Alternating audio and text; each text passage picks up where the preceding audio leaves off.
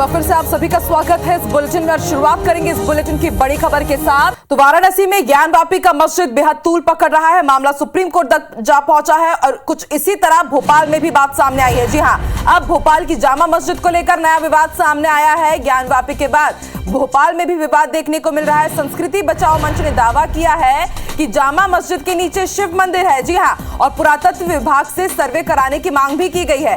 Court में संस्कृति बचाओ मंच बाकायदा इसके लिए याचिका दायर करने की तैयारी कर रहा है। तो ज्ञानवापी मस्जिद के बाद अब जामा मस्जिद पर सवाल उठाए जा रहे हैं। कहा जा रहा है कि जामा मस्जिद के नीचे शिव मंदिर है। इसको लेकर के नया विवाद सामने आया है। ज्ञानवापी के बाद भोपाल में भी विवाद है। पुरातत्व विभाग से सर्वे कराने की भी मांग की गई है। इसके साथ ये कहा जा रहा है संस्कृति बचाओ मंच कोर्ट में याचिका दायर करेगा। संस्कृति बचाओ मंच ने कई सवाल उठाए हैं और देखने वाली बात होगी कि कोर्ट में याचिका दायर की जाएगी तो उसमें क्या कुछ बिंदुओं को शामिल किया जाएगा।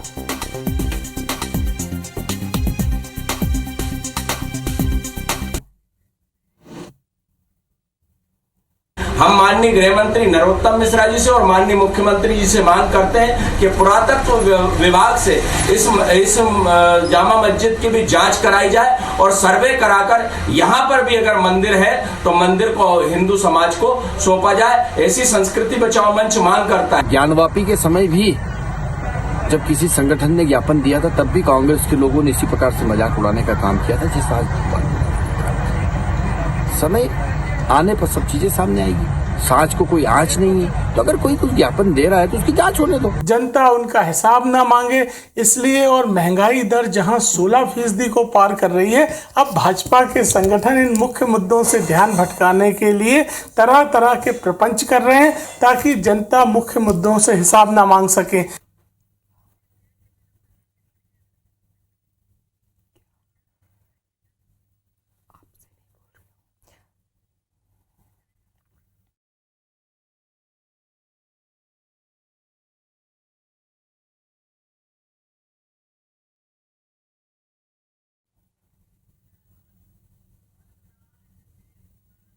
चलिए और ज्यादा जानकारी के लिए सीधे रुख कर लेते हैं भोपाल का। बात करेंगे हमारे सहयोगी विवेक से। विवेक, ज्ञानवापी के बाद अब भोपाल की जामा मस्जिद को लेकर के भी सवाल उठाए जा रहे हैं। संस्कृति बचाओ मंच याचिका की तैयारी कर रहा है कि वो याचिका दायर करेगा। क्या आधार है उनकी इस याचिका दायर करने का और उनका क्या कहना है?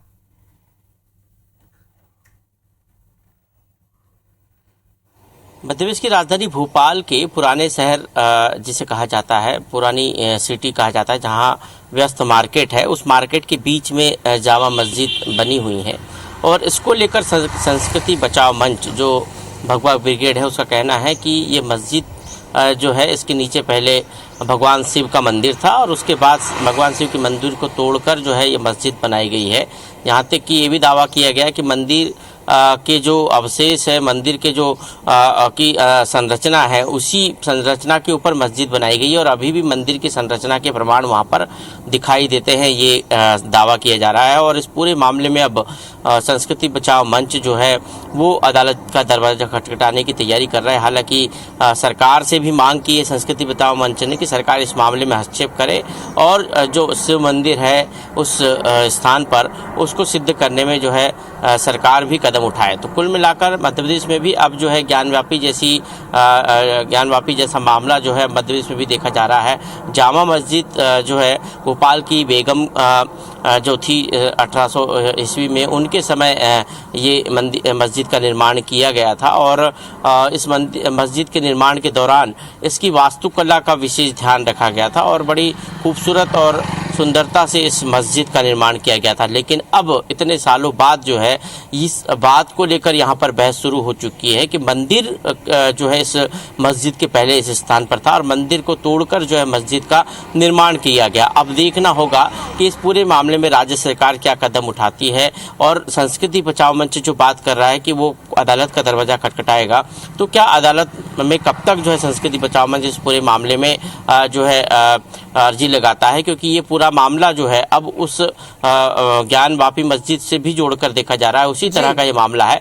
ऐसी स्थिति में अब मध्य प्रदेश में ऐसे कई स्थान है जहां पर ये मांग जो है उठ रही है, क्योंकि पिछले कई वर्षों से मध्य प्रदेश के कुछ स्थान ऐसे हैं जहां पर लगातार जो है हिंदू और मुस्लिम समुदाय के लोग अपना अपना मंदिर और मस्जिद होने का दावा करते रहे हैं और उनको विवादित स्थल मानकर वहां पर जो है बिल्कुल विवेक, और अब इस लिस्ट में जामा मस्जिद का नाम भी जुड़ने जा रहा है। देखते हैं कि याचिका में किन बिंदुओं को शामिल किया जाता है, सरकार क्या कहती है। और एक बात तो तय है कि इस मामले में भी अब मध्य प्रदेश में जोरदार सियासत देखने को मिलेगी। शुक्रिया पूरी जानकारी देने के लिए। तो चलिए बढ़ते आगे, रुक करते हैं कुछ दूसरी खबरों का। रायपुर की बात करेंगे। देवपुरी में अनाज कारोबारी के साथ हुई 50 लाख रुपए की लूट के पीड़ित खेतपाल पहली बार मीडिया के सामने आए। IBC 24 से उन्होंने खास बातचीत की और कहा कि 2 बार लुटेरों ने उनकी गाड़ी रोकने की कोशिश की थी और इसमें 10 से 12 लुटेरे शामिल थे। कई कारोबारियों से दुश्मनी का भी उन्होंने खुलासा किया। कारोबारी से खास बातचीत की संवाददाता तहसीन जैदी ने। राजधानी रायपुर के अनाज कारोबारी नरेंद्र खेतपाल के साथ एक बड़ी वारदात सामने आई है, जहां पे बताया जा रहा है कि सोमवार को और जो डूमर तराई स्थित जो उनका अनाज का कारोबार है, जहां उनका ऑफिस है, वहां से वो निकले थे और निकलने के बाद उनको बताया जा रहा है कि देवपुरी मिंटू पब्लिक स्कूल के पास 3 बाइकों पे करीब 9 से ज्यादा जो लोग थे उन्होंने उनको घेरा है। घेरने के बाद उनकी मारा है सर में और उनको चोट पहुंचाने के बाद जो 50 लाख रुपए से भरा जो बैग है वो लेके फरार हो गए। जो पीड़ित नरेंद्र खेतपाल हैं कारोबारी, आज वो बात करने के लिए यहाँ तैयार हुए हैं। अभी वो अस्पताल में जेर इलाज हैं और हम उनसे ही बात करते हैं कि ये पूरी वारदात क्या थी, कब हुई और किस तरीके से हुई। आप कहाँ से आ रहे थे उस समय? डूमर तराई दुकान नंबर 47 बाहर में मेरी छोटी सी दुकान है अनाज की, चावल के व्यापार की। वहां से मैं निकला था पैसा और खातों का बैग भर के। इन्होंने मेरी रेकी की थी। जैसे ही डूमर तराई मार्केट में अनाज मार्केट से मैं बाहर निकला, मोड़ पर से ही थोड़े से ये बदमाश टाइप के 4-5 गाड़ियों में 3-3 सवार लोग थे जो चेहरे पे क्या बोलते हैं कपड़ा पहने हुए थे, लपेटे हुए थे, मास्क टाइप का लपेटे हुए थे। 20 से 25 साल 30 साल की उम्र के 3-3 लोग बैठे थे 3-4 गाड़ियों में। गिरा नहीं सर, मेरी गाड़ी स्लिप होते होते बची। मैंने गाड़ी रोकी, मेरी गाड़ी के चारों तरफ उन्होंने मुझे घेरा और घेर कर मुझे डंडों ही डंडों से मारा। उनको मालूम था कि ये मेरी आंखें कमजोर हैं तो मेरा पहले चश्मा फोड़ा। चश्मा फोड़ने के पश्चात मुझ पर कार्रवाई की गई और भीड़ इकट्ठे होने के बाद भीड़ का फायदा उठाकर ये दोनों बैग ले गए। खाता भी उसमें है, बैंकों की पासबुक भी उसमें है। इन्होंने बाद में यूनियन बैंक से ट्रांजैक्शन के ये थे लूट के पीड़ित कारोबारी नरेंद्र खेतपाल, जिन्होंने कई बड़े राज यहाँ पे उन्होंने कहे हैं और कई उनके अनुसार अगर बात करें तो उनका जो पीछा है वो पहले से किया जा रहा था। इस बात का उनका एहसास हो गया था। उसके अलावा उन्होंने साथ ही उनके जो स्थानीय जो लोग थे, जो लुटेरे थे, उन लोगों के द्वारा उनको मार के गिराया गया। उस समय ये हिंदी और छत्तीसगढ़ी बोल रहे थे। फिलहाल इस पूरे मामले में साइबर सेल की टीम, पुलिस की टीम उसमें जुटी भी है। फिलहाल अभी जिस तरीके से अगर बात करें तो अभी पुलिस के हाथ जो हैं पूरी तरह से खाली नजर आ रहे हैं। अब देखने वाली बात इसमें ये होगी कि पुलिस इस पूरे मामले को कब तक सुलझा पाती है। कैमरामैन अनूप साहू के साथ तहसीन जैदी, IBC 24 रायपुर। तो राजधानी रायपुर में अनाज कारोबारी के साथ हुई 50 लाख रुपए की रोड डकैती मामले में पुलिस के हाथ कई अहम सुराग लगे हैं, जिसके आधार पर पुलिस की 7 टीम गठित कर आरोपियों की गिरफ्तारी के लिए रवाना कर दिया गया है। वहीं आपने सुना कि किस तरह से IBC 24 से खास बातचीत करते हुए कारोबारी ने यह भी खुलासा किया है कि शातिर डकैतों ने वारदात के बाद कारोबारी की यूनियन बैंक ATM कार्ड से ग्राम केंद्री के ATM में 10,000 रुपए और कुरुद में 10,000 रुपए निकाले, जिसके आधार पर पुलिस ने ATM में लगे CCTV कैमरे में मिले फुटेज के लुटेरों की पहचान कर ली है। साथ ही पुलिस को कमल विहार इलाके से कारोबारी की 4 पासबुक भी बरामद हुई है। आशंका जताई जा रही है कि लूट की वारदात के बाद लुटेरों ने इसे फेंक दिया होगा। तो भीड़ इकट्ठे होने के बाद भीड़ का फायदा उठाकर ये दोनों बैग ले गए। खाता भी उसमें है, बैंकों की पासबुक भी उसमें है। इन्होंने बाद में यूनियन बैंक से ट्रांजैक्शन के रिकॉर्ड भी लिए हैं। चलिए और ज्यादा जानकारी के लिए सीधे रुक कर लेते हैं रायपुर का। बात करेंगे हमारे सहयोगी तहसीन से। तहसीन, कल आपने अनाज कारोबारी से एक्सक्लूसिव बातचीत भी की, उन्होंने बताया कि किस तरह से इस पूरी वारदात को अंजाम दिया गया। लेकिन बड़ा सवाल यह है कि इतना लंबा समय बीत गया है, घंटों बीत चुके हैं, लेकिन अब भी पुलिस की गिरफ्त से बाहर चल रहे हैं आरोपी, जबकि सीसीटीवी फुटेज से उनकी पहचान भी हो गई है। देखिए, जिस तरीके से पुलिस के पास जो अहम क्लू मिले हैं उसमें पुलिस कल से इस बात को दावा कर रही है कि बहुत जल्द, क्योंकि आइडेंटिफाई हो चुके हैं, बहुत जल्द उनकी गिरफ्तारी की जाएगी, जिसके लिए जो बाकी जो पड़ोसी जिले हैं उनमें पुलिस ने कैंप किया हुआ है। 2 से 3 जिले हैं, वहां पे पुलिस ने कैंप किया हुआ है। वहां उनका ये दावा है कि बहुत जल्द इनको गिरफ्तार किया जाएगा। लेकिन जिस तरीके से कल जो पहली बार जो लूट के पीड़ित जो कारोबारी हैं नरेंद्र खेतपाल, वो मीडिया में के सामने आए हैं और IBC 24 से जो खास बातचीत की है, उन्होंने कई चौंकाने वाले इसमें उन्होंने राज खोले हैं। उसमें अगर बात करें तो उनके अनुसार 2 बार उनपे अटैक किया गया है। जिस तरीके से बता रहे थे कि शुरुआत में ही जैसे ही वो निकले हैं डूमरतरई माफ कीजिएगा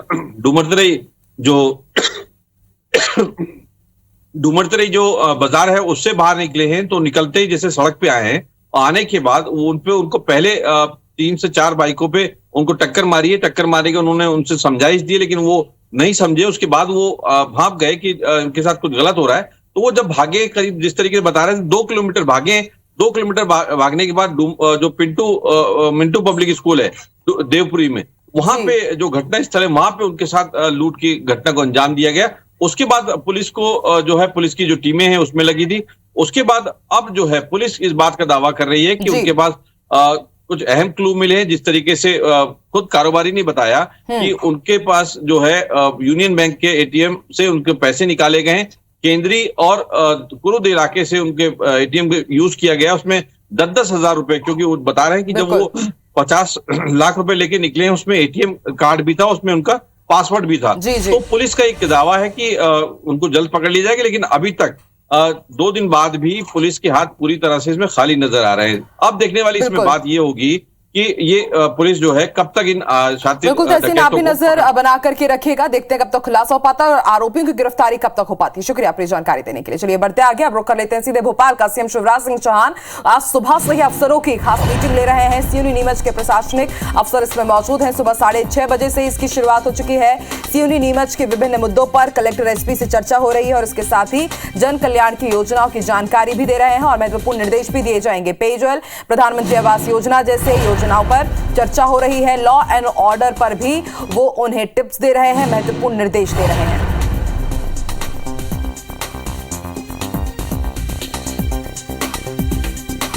चलिए और ज्यादा जानकारी के लिए सीधे रुक कर लेते हैं भोपाल का। बात करेंगे हमारे सहयोगी विवेक से। विवेक, सुबह के 6:30 बजे से ही CM शिवराज सिंह चौहान आज एक्शन मोड में, क्या कारण इसके पीछे?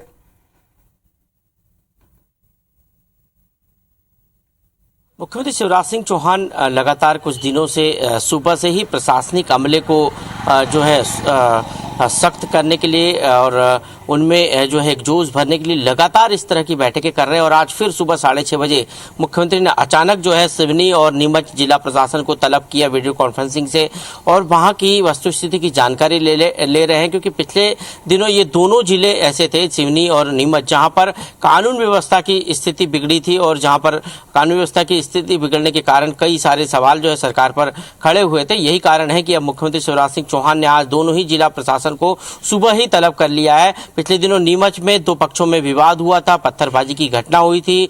ठीक इसी तरह सिवनी की बात करें तो वहां भी बॉम्ब लिंचिंग की घटना हुई थी और SIT को मुख्यमंत्री ने जो है SIT गठित करके SIT ने वहां पर दौरा किया। SIT मुख्यमंत्री को अपनी रिपोर्ट सौंप चुकी है और इस पूरे मामले में ASP पर भी गाज गिर चुकी है। ऐसी स्थिति में आज मुख्यमंत्री ने दोनों ही जिलों के जिला प्रशासन को तलब करके जो है वहां की कानून व्यवस्था पर चर्चा की है। साथ ही सरकार की और केंद्र सरकार की जनकल्याणकारी योजनाओं की फीडबैक भी मुख्यमंत्री ले रहे हैं। अभी भी बैठक जारी है, लगातार जो है मुख्यमंत्री की इस तरह की बैठकें हो रही है। और आप भी नजर बना के रखिएगा, सुबह से इस मीटिंग की शुरुआत हो चुकी है, तो ऐसे में माना जा सकता है कि कुछ अहम और सख्त निर्देश भी दिए जाए प्रशासनिक अधिकारियों को। शुक्रिया अपनी जानकारी देने के लिए। तो चलिए इस खबर पर लगातार हमारी नजर बनी हुई है। बड़ी खबर आपको बता दें, आखिरकार अंबिकापुर के मैनपाट इलाके में लोगों को राहत मिली है। बिजली व्यवस्था बहाल हो गई है। 72 घंटे बाद ब्लैकआउट दूर हुआ है। आपको बता दें, तेज आंधी बारिश के बाद शनिवार शाम से ही यहां पर बिजली नहीं थी। 50 से ज्यादा गांव प्रभावित थे, लेकिन अब आखिरकार सरबंजा और नर्मदापुर सब स्टेशन से बिजली की सप्लाई शुरू हो गई है। तो इस वक्त की बड़ी खबर, मैनपाट इलाके में बिजली व्यवस्था बहाल हो गई है और लोगों को 72 घंटे बाद राहत मिली है।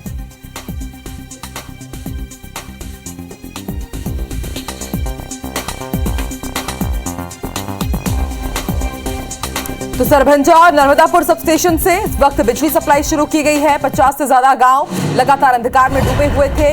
जिस प्रकार से तेज तूफान के साथ तेज बारिश हुई, उसके बाद कई इलाकों में बिजली व्यवस्था चौपट हो गई थी। 72 घंटे बाद बिजली सेवा फिर से शुरू हुई है। लोगों ने राहत की सांस ली है।